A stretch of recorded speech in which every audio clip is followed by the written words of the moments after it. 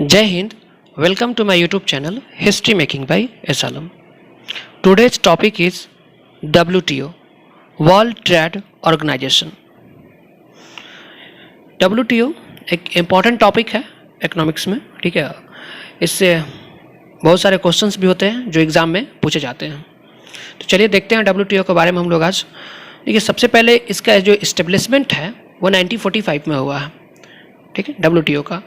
इसके बहुत सारे ऑब्जेक्टिव्स हैं, इसे कुछ एम्स थे। At first, WTO is an international organization dealing with a global rules of trade between nation. It removes the all barriers among the nation. ठीक है।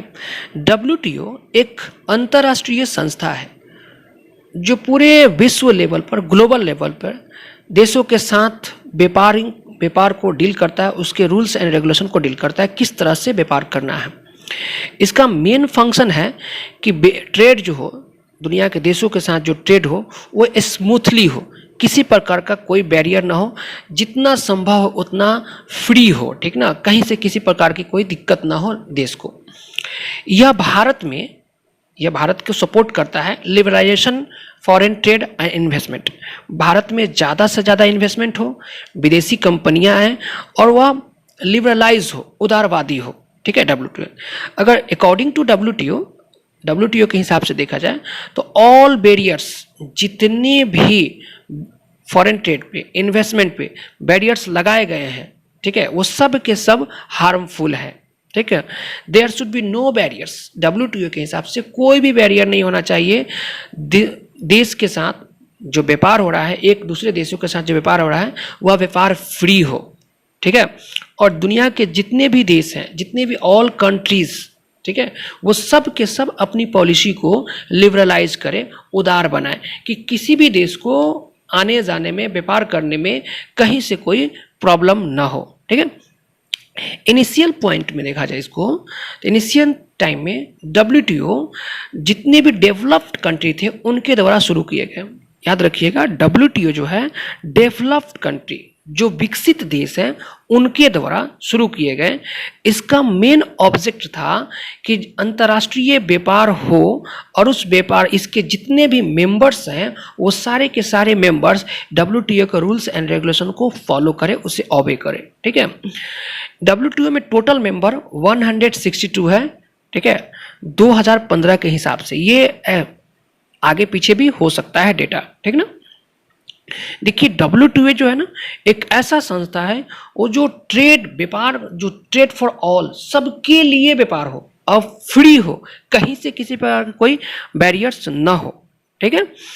और यह ऐसे नियम को फॉलो कराता है कि जितने भी डेवलप्ड कंट्री है वह इस रूल्स एंड रेगुलेशन को तो फॉलो करता ही है, और जो डेवलपिंग कंट्री, जो विकासशील देश है, जो बैरियर लगा के रखे हैं, उनके ऊपर यह दबाव बनाता है कि उन बैरियर्स को हटा दे, ठीक है। जिससे बैरियर्स हटाने से, रिमूव करने से क्या होगा कि जो ट्रेड होगा वो स्मूथ हो जाएगा, लोग आसानी से आ जाएंगे, कस्टम ड्यूटी से बच जाएंगे, ठीक है। लोगों को, कस्टमर को ज़्यादा से ज़्यादा फायदा हो जाएगा, ठीक है। जो प्रोड्यूसर है, कस्टमर है, इन सब को फायदा होगा, यानी कि एक कंपटीशन मार्केट बन जाएगा, जिससे ज़्यादा से ज़्यादा बेनिफिट कस्टमर को ही होगा, ठीक है।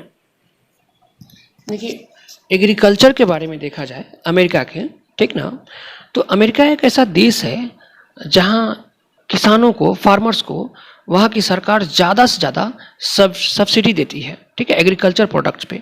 ऐसा इसलिए देती है कि जितनी भी डेवलपिंग कंट्री हैं उनको वह लो प्राइस पे व्हीट और कॉटन जो है सप्लाई करे, जिससे किसानों के ऊपर किसी तरह का कोई प्रभाव ना पड़े, ठीक ना। तो सरकार जो है, गवर्नमेंट जो अमेरिका की, वहाँ के किसानों को सपोर्ट करती है, सब्सिडी देती है।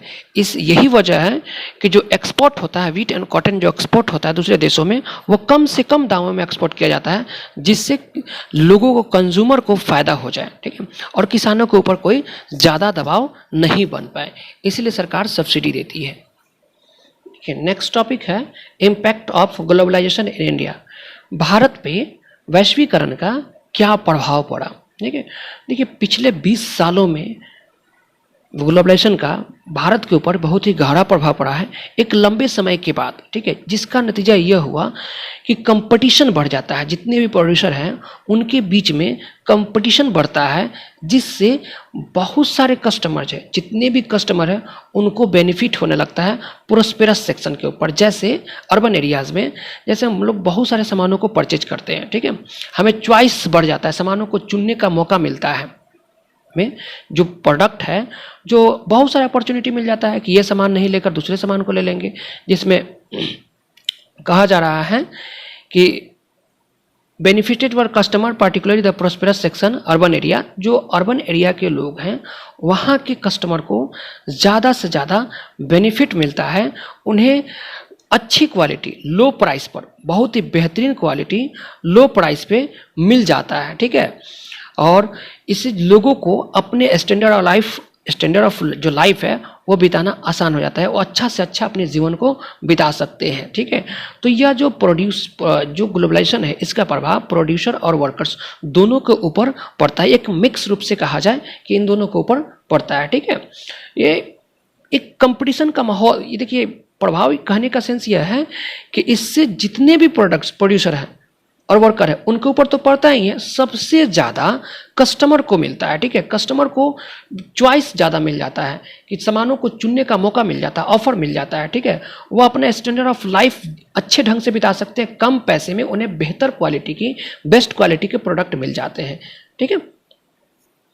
अब देखिए नेक्स्ट है कि इंक्रीज इन्वेस्टमेंट बाय एमएनसी।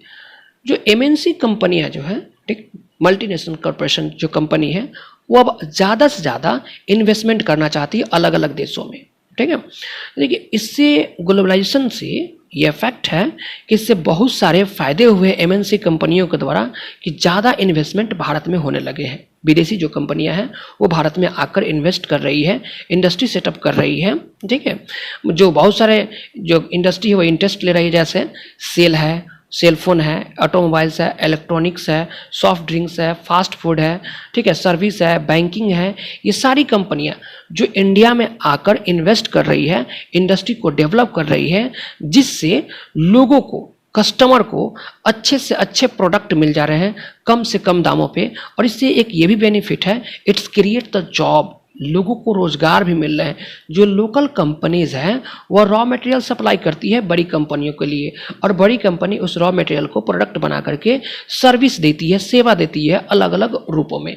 तो एज सेंस कहा जाए कि ग्लोबलाइजेशन का भारत के ऊपर एक बहुत ही बड़ा प्रभाव पड़ा है। ग्लोबलाइजेशन ने भारत के लोगों को सामान को चुनने का, प्रोडक्ट को यूज करने का, अपने स्टैंडर्ड ऑफ लाइफ जीने का एक बेहतर ढंग देता है, ठीक है। और विदेशी कंपनियां ज़्यादा से ज़्यादा भारत में आकर इन्वेस्ट करती है। WTO इन सब कंपनियों को ऑर्गेनाइज करती है, ठीक ना।